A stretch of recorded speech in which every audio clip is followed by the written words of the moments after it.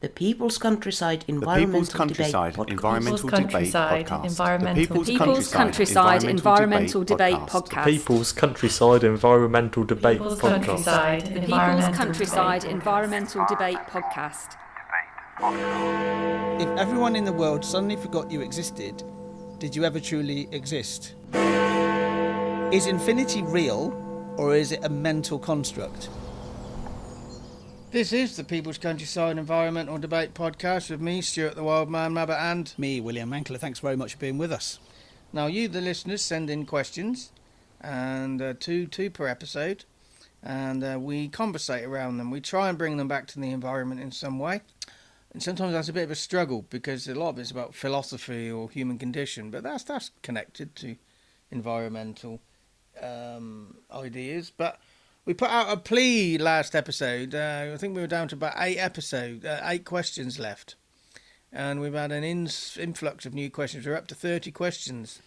Which has taken us to the end of March. Well, to a middle to the end of March, I'd say. Mid-March. Yeah. So, well done, everybody. We don't see the questions before we press record. We come at this cold. You know, we've had interns from Oxford University with us who feel slightly uncomfortable that there's no preparation. You need to make yourself the go-to experts. There's enough go-to experts out there fucking the world up. Anyway, left a pause there. Anyway, in a previous episode, William, we were talking about methanol, which runs speedway bikes, and you said there's got to be oil in there somewhere. I looked into it. A lot of methanol is produced as a byproduct of wood.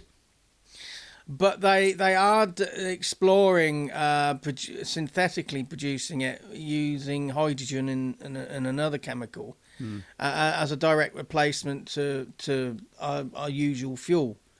But there will be oil within the engine of those bikes we were talking about. But we were talking about how was methanol. There's got to be oil in methanol. That was my assumption. Yeah, it's still a negative. You have to cut down lots of trees to produce them, which is why they're trying to produce it, making hydrogen. Is it a direct product of cutting down trees, or is it a byproduct of the timber industry? So are the trees cut down specifically to some make are methanol? cut down, and some are a byproduct. Right. But the it's fast burning fuel, and it is an alcohol. It's a form of alcohol that is toxic to us. So anyway, so I just thought I'd go. If you want to know more about that, have a listen to the previous episode. We've also had a communication from an episode we did a long time ago, an episode called "The Catholic Genocide." When was that released? Do you know, Stuart? It was a while ago, wasn't it? I got a feeling it was may have been. Well, it wasn't long after COVID. I don't think. I think it's about 2002. We'd have to look it up, but So 2021, 2022. yeah, 2020. I think. Sorry. Now, that episode, I can't remember who the listener was, but it left a question about the Pope had apologised to the Native American Indians for the genocide that the Catholic Church had inflicted on them. You have to excuse my asthma, I'm wheezing a bit. And because there was a number of dead bodies said to be found outside children's homes, Catholic children's homes. Yes. Which were the Native American children that were taken away from the parents. Now, we had a message through, an email through. Let me just draw up. Now, the email said, in response to that, except the genocide didn't actually happen. This was a comment specifically on this episode. Yeah. Through Spotify. Yes, through Spotify. And the Catholic Church has been infiltrated, so the lies about their history continue. No bodies were actually found. Check out Alta Vendita, a Masonic blueprint to subvert the Catholic Church, plus Rodney Stark, a Protestant writer who became intellectually honest, at least for the most part, and his book Bearing False Witness, debunking centuries of anti-Catholic history. These publications are very old publications. Now, thanks for your comment there, but I think somebody needs to have a word with the Pope, because he actually thinks this happened. So if the Catholic Church has been infiltrated, like you say, somebody needs to have a word with the Pope and advise him that he's been conned. Now, I've not seen these bodies with my own eyes. There are reports out there that of people who have seen them. There are reports out there from people who say it's not real. I'm So not. who do you believe in that situation? Yeah, exactly. Who do you believe? Now, I think some people might. I can't remember who it was. Sent there's the message on Spotify, but it's there to see. Some people might see this person who wrote this as being a conspiracy theorist, that it didn't happen. I'm not going to cast that aspersion, but I'm just saying this is what some people might say. Now, some people, especially in America, will argue black is white, even if it's been proved. It's just it's a divided nation, and it's becoming a divided world. Now, I think our job is to instigate these conversations and let the audience. Some people would say argue it out, but I would say discuss it. But somebody does need to have a word with the Pope if this didn't happen. But I do know there are lots of Catholic children's homes, especially in Ireland, where it's suspected that this has happened. Children, I was reading somewhere, a bunch of children's bodies were found in the sewers underneath a children's home. Well, we will put a warning out. A trigger warning, yes. We'll put this on this episode. And we'll put it in the title as well. Yeah, put title it in or the description, title. yeah. Now, I know a number of people from Ireland that have said that the Catholic Church are responsible for a lot of stuff. Now, I also know first-hand people. Back in the late 60s, early 70s, there were mother and baby units, baby homes, where single mothers would go to have their pregnancy, because a lot of them hid it, and it was run by the Catholic nuns, and that they would give birth, and then the baby was in theory adopted out because it was a baby out of wedlock. Yeah. And I know a number of people who've been through those. They came over from Ireland, and they were English. The nuns treated them very badly. There were some nuns that treated them well, but there were some nuns treating them very badly, because they say, we're treating you badly because this is a punishment. Do not get pregnant again. They made the whole thing hard for them, and the baby taken away, was snatched away. It was emotionally painful.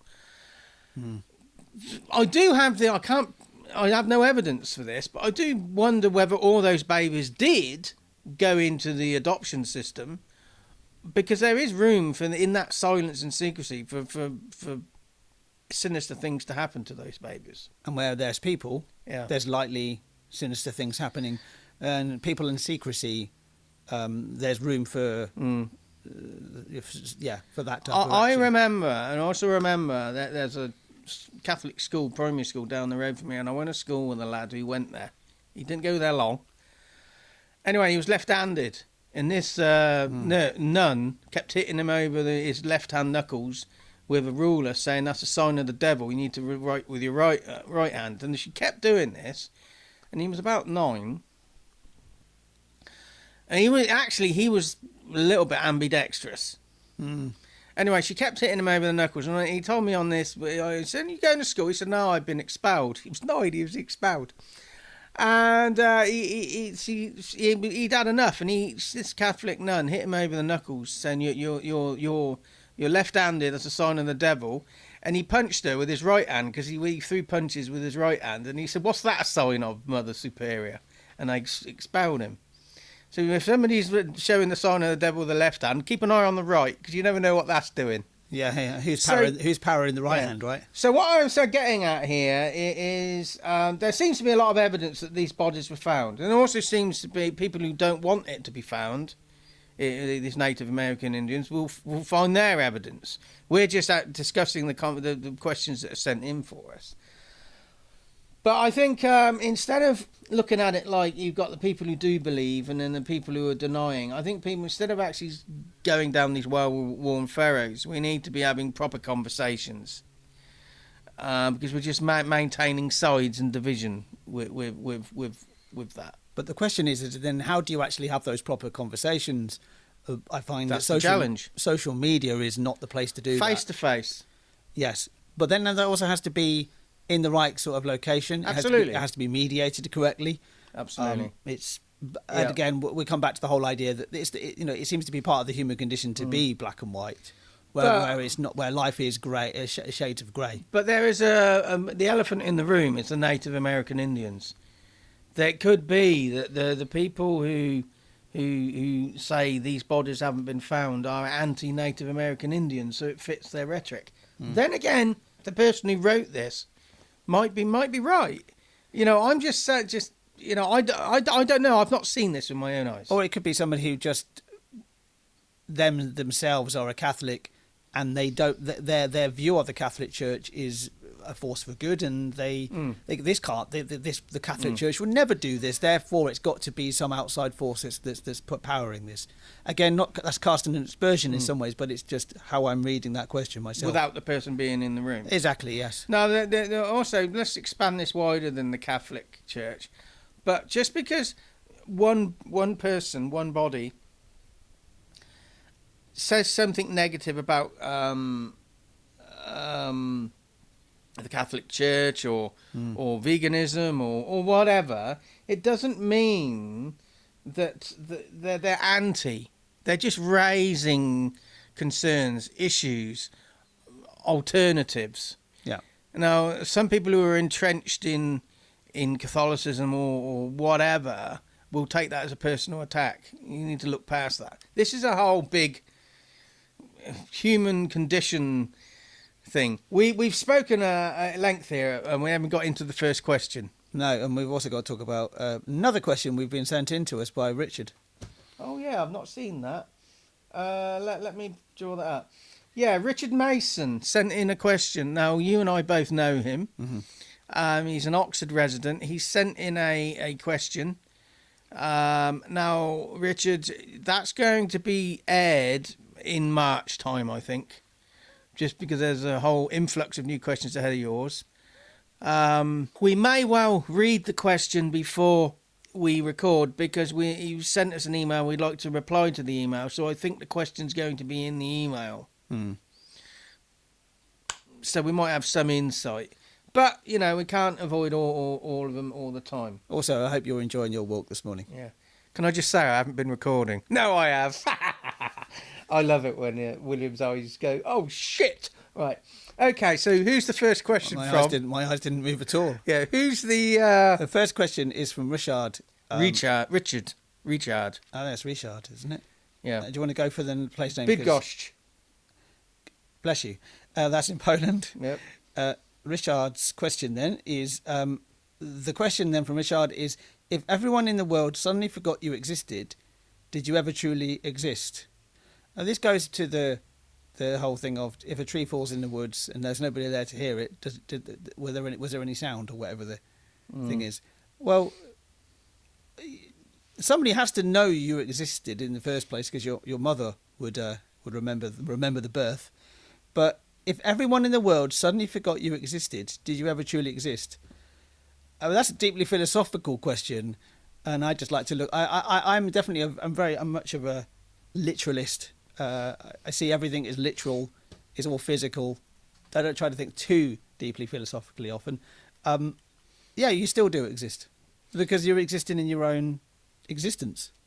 Right. Well, in your own head, in your own body, in this world. What about after you've died? You no longer exist. No, but if everyone in the world suddenly forgot you existed, past tense, did you ever truly exist, past tense? So you're talking currently. I'm thinking. Well, yeah, you would do it. I mean, Julius Caesar existed. Okay. He was born. He lived. Yeah, he but died. people haven't forgotten he existed, though. But because he was known. So if we're not known, I mean, for example, Julius Caesar created the structure for the calendar that we currently use. I mean, we have a month named after Julius Caesar. Okay, so that is not the greatest example of being forgotten. There are millions of people that have lived and died and will. There are thousands upon thousands of people dying right now, right in this time that we're doing this podcast, that nobody would know. Nobody will remember. There's this. Did they exist? Yes, they did. Yeah. Okay. The concept of existence is somebody actually living and breathing. That's an existence. Something actually being physically represented in this world. Living and breathing. So geological rock. No, but I'm talking about people in specifically here. Right. But everything exists in this room right now. I can reach out and I can touch this bag to the left of me. That exists. Yeah. The interpretation may be skewed, but it exists in some form. Well, I can touch it. Yeah. But what I'm saying is, say for example, colour. You know, does colour exist? We've spoken about that, and it's sort of like, well, it depends on the how your eye is constructed, because some people see it in different ways. So what is the true colour? Some people think everything's grey, but something exists. You're saying something always exists, but the interpretation may not be clear in the moment or in the past tense. I think it's more of a case of that. Say, for example, so this is a question about everyone in the world. So we're talking about people here. We're talking about a person. It's not everything. It's everyone in the world. Suddenly forgot you existed. Did you ever truly exist? Well, it's implying that somebody's forgotten. That means they did know when you existed. They did know of your existence at one point.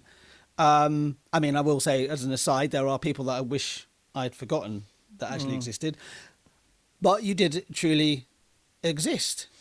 Okay, so let me have a dig into this one. If everybody in the world suddenly forgot you existed, did you ever exist? Well, everything, we just keep it down to people, but everything we do, think, say, causes a ripple that goes on into the future indefinably. It's a consequence. So I think I would say we give out vibrations or we give out consequences by being here, whatever here is. So you don't have to be those consequences don't have to be remembered or acknowledged to have happened or still having an impact. But I see this as a slightly different thing in the second part of the question. Did you ever really exist? Or ever truly exist? Yeah, did you ever truly exist? The word you. So, I don't know what we are. The you. I mean, I've said this on the podcast. There's a philosopher out there who thinks we're all the same person. We just have different existences. What you sit there and think is William Mankelow is exactly the same as what I think is Stuart Mabbutt. I've spoken to neurologists, and some of them say there's no such thing as a soul. It's just the soul is just a consequence of electrical impulses of the brain. So I would say life causes consequences and impacts, but secondary to that, over and above that, even if we do have consequence, I still. Do you ever truly exist? We don't know what you is.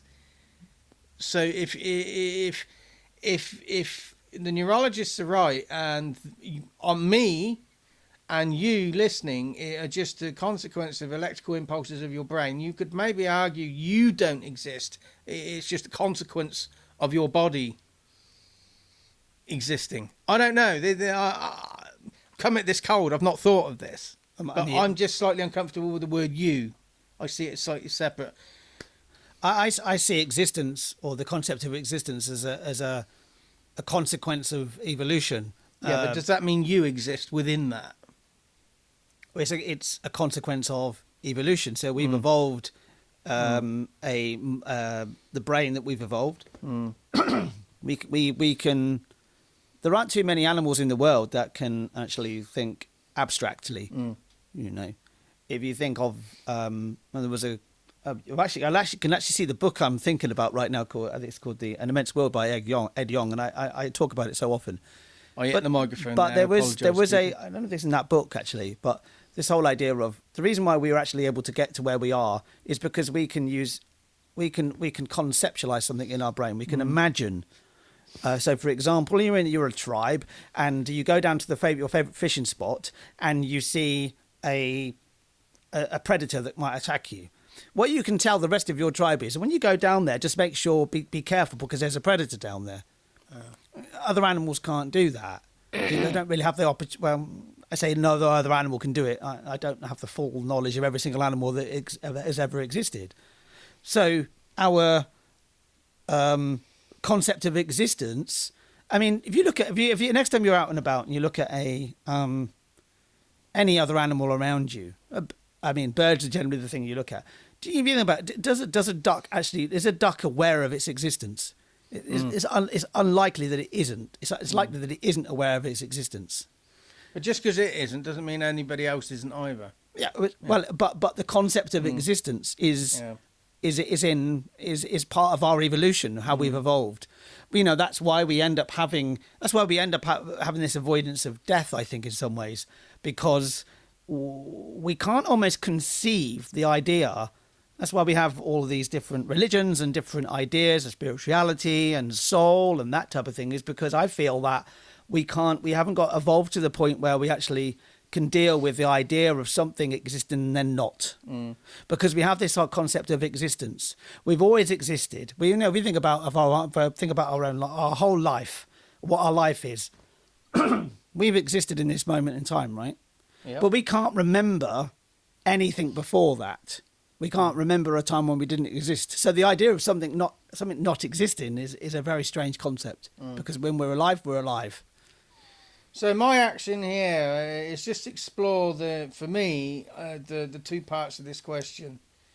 Just because you're not acknowledged or people don't remember you, does that really mean you're forgotten and your impact is reduced?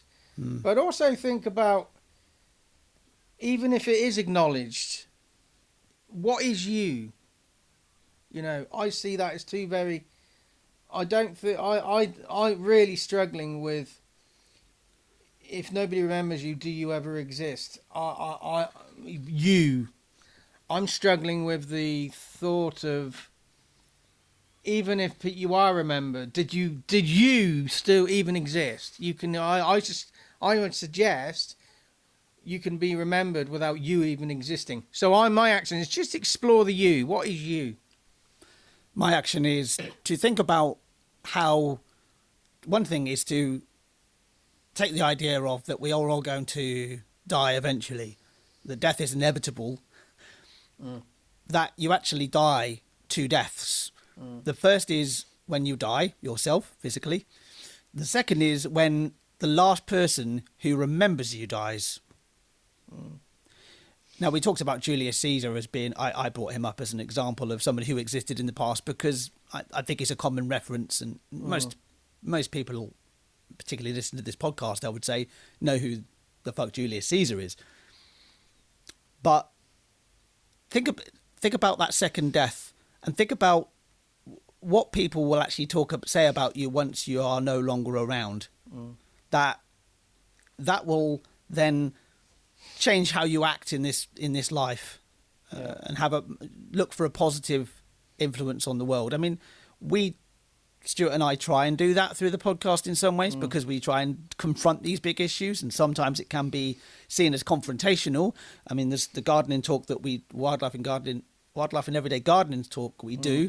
We confront people with sort of like 10 challenges, don't we? We try to challenge, but that is still I feel positive impact. We look for that positive impact. So think about those two deaths. You'll die yourself, and then the last person who remembers you dies. That is you die those two deaths. Okay, the second question. Do you have a go at that name and place? I was going to go for Zbigniew.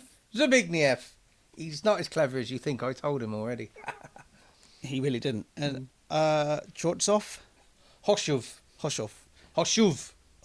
Okay, yeah. Hoshov in Poland. So Zbigniew in Hoshov in Poland. These are big questions. I just read it now. Is infinity real, or is it a mental construct? We don't know. We don't know. I don't think we'll ever really know how big the universe is. Because the way light travels and the expansion of the galaxy is, or the expansion of the universe is accelerating. Light only travels at a certain speed, and there are certain things that are beyond our reach because of how fast light goes. We've seen almost right back now to using the Hubble Space Telescope and using James Webb Telescope. We've seen right back into in the distant past, but there is still more. I think we'll never really know if infinity is real. This could all be a simulation. Yeah.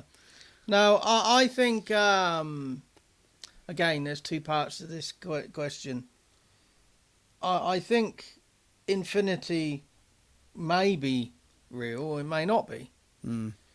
But what is a mental construct is our understanding of what it is or isn't. So even if it exists, the mental construct is our interpretation of what we think it is or isn't. You know what I mean? So I think there's two there. So that's my answer. Is infinity real? It might be. Then again, it might not. But what is a human construct is our understanding of what that might or might not be. I mean, can I quote Douglas Adams? If you must.